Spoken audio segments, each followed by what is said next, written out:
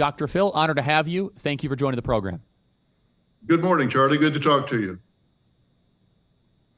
So, Dr. Phil, you went viral recently on a clip where you went to Chicago with Tom Homan during what is now the famous ICE immigration raids. What did you learn on the ground in Chicago?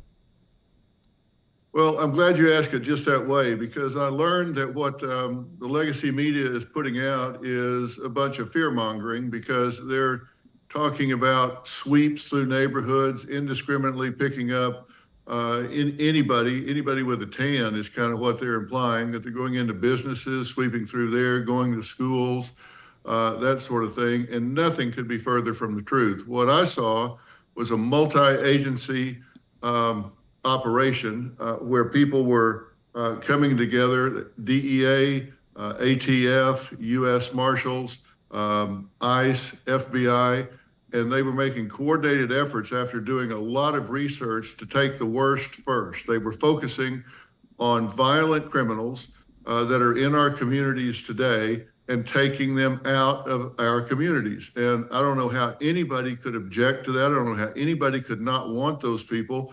I was hoping Tom Homan would take one of them and go down to the town square or the mayor's front yard and say, "Here, I got him. You want me to turn him loose? Here he is." What is the problem with this?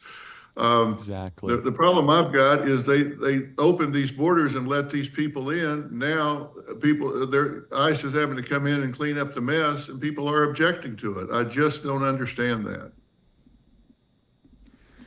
So Dr. Phil, one of the pieces of tape that went really viral is when you had the dialogue with a young man who was convicted of a heinous sexual crime against a child.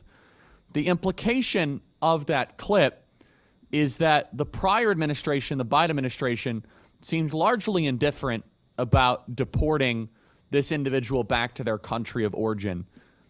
When you were on the ground, did you learn that that ICE and these deportation agencies were not empowered to fully be able to do their job? There's no question about it, Charlie. These are sanctuary cities, and I'm not sure what a sanctuary city really is. I mean, there aren't as clear a definition as people think, but what I do know is that law enforcement there is not cooperating with ICE. So if they have one of these individuals in custody, now think about what that means. They've been bad enough actors that the city, the local law enforcement, saw fit to incarcerate them, arrest them, prosecute them, put them in jail. All that has been asked is that, look, raise your hand.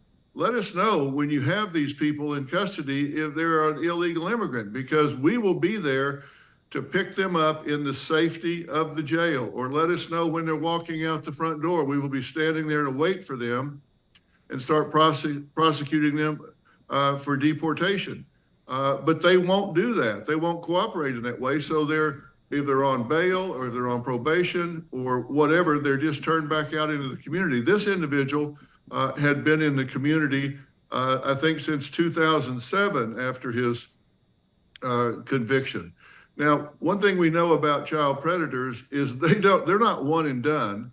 They tend to have multiple victims throughout their career. So how many victims did this individual have while he was out there floating around in the community? So we watched as the ICE agents spent what had to be hundreds of man hours trying to locate this individual, take him in a way that he was not a danger during the arrest to neighbors, passersby, when they could have had one agent walk into one jail and take that individual who was an illegal, was in the country illegally and had committed violent crimes against children.